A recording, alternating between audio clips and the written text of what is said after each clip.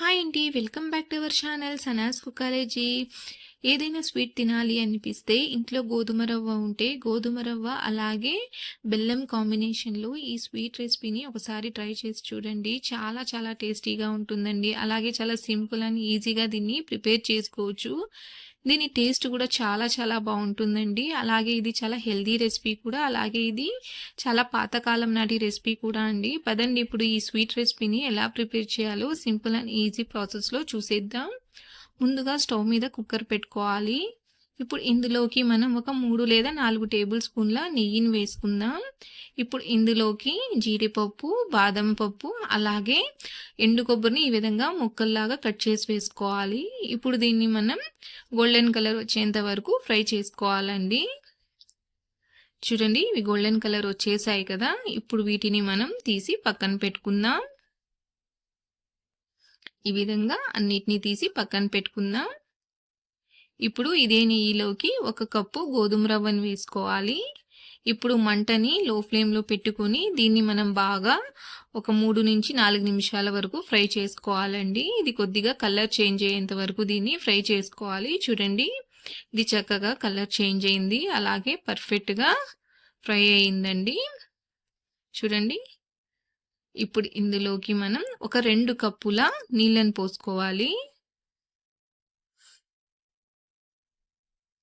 నీళ్ళని పోసుకున్నాక ఇప్పుడు దీన్ని ఒకసారి బాగా మిక్స్ చేసుకుందాం.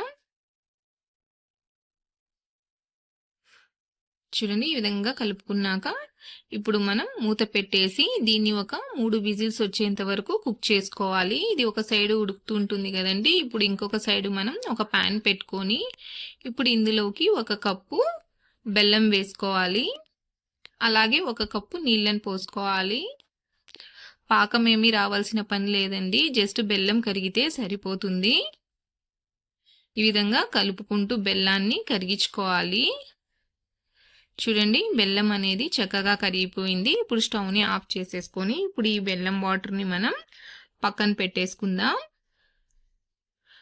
ప్రెషర్ పోయాక చూడండి, మన రవ్వ అనేది చక్కగా ఉడికిందండి. చూడండి ఎంత పొడి పొడిలాడుతూ ఉడికిందో. చూడండి, చక్కగా పర్ఫెక్ట్గా ఉడికిందండి. చూడండి, ఈ విధంగా ఉడికితే సరిపోతుందండి. ఇప్పుడు ఇందులోకి మనం కరిగించి పెట్టుకున్న బెల్లం నీళ్ళని పోసుకోవాలి. ఈ విధంగా ఫిల్టర్ చేసి వేసుకోవాలండి. బెల్లంలో ఏదైనా డస్ట్ ఉంటే ఈ విధంగా ఫిల్టర్లోకి వచ్చేస్తుంది. ఇప్పుడు దీన్ని ఒకసారి బాగా మిక్స్ చేసుకొని స్టవ్ని ఆన్ చేసుకుందాం. స్టవ్ ఆన్ చేసుకొని దీన్ని ఒక 3 నుంచి 4 నిమిషాల పాటు కుక్ చేసుకోవాలండి. రవ్వ అనేది వాటర్ని త్వరగానే అబ్జర్వ్ చేసుకుంటుందండి. ఈ విధంగా చూడండి బాగా ఉడకనివ్వాలి. చూడండి, బాగా ఉడికిందండి. ఒక 10% మాత్రమే వాటర్ అనేటివి ఉన్నాయి. చూడండి, మరి ఎక్కువగా వాటర్ ఏమీ లేవండి. ఈ విధంగా 10% వాటర్ ఉన్నప్పుడు ఇప్పుడు ఇందులోకి మనం 1/2 టేబుల్ స్పూన్ యాలకల పొడిని అలాగే 2 టేబుల్ స్పూన్ల గసగసాలను వేసుకోవాలండి. గసగసాల టేస్ట్ అనేది చాలా బాగుంటుందండి. ఇప్పుడు మనం డ్రై ఫ్రూట్స్ని కూడా వేసుకోవాలండి. మనం వేయించి పెట్టుకున్న డ్రై ఫ్రూట్స్ని వేసుకొని ఇప్పుడు దీన్ని ఒకసారి బాగా మిక్స్ చేసుకోవాలండి. చూడండి, ఈ విధంగా అంతా బాగా మిక్స్ అయ్యేలాగా మిక్స్ చేసుకోవాలి. ఇలా మిక్స్ చేసుకున్న తర్వాత దీన్ని లో ఫ్లేమ్లో ఇంకొక 2 నుంచి 3 నిమిషాల పాటు కుక్ చేసుకోవాలి. 3 నిమిషాల తర్వాత చూడండి, ఇది పర్ఫెక్ట్గా కుక్ అయిపోయిందండి. ఈ కన్సిస్టెన్సీలోనే ఉండాలండి. ఇది చల్లగైతే కొంచెం గట్టిపడిపోతుంది కాబట్టి ఈ కన్సిస్టెన్సీలో ఉన్నప్పుడే మనం స్టవ్ని ఆఫ్ చేసేసుకోవాలి. అంతేనండి, ఎంతో టేస్టీగా ఉండే మన గోధుమ రవ్వ స్వీట్ అనేది రెడీ అయిపోయింది. ఇప్పుడు దీన్ని మనం వేడివేడిగా సర్వ్ చేసేసుకోవడమే.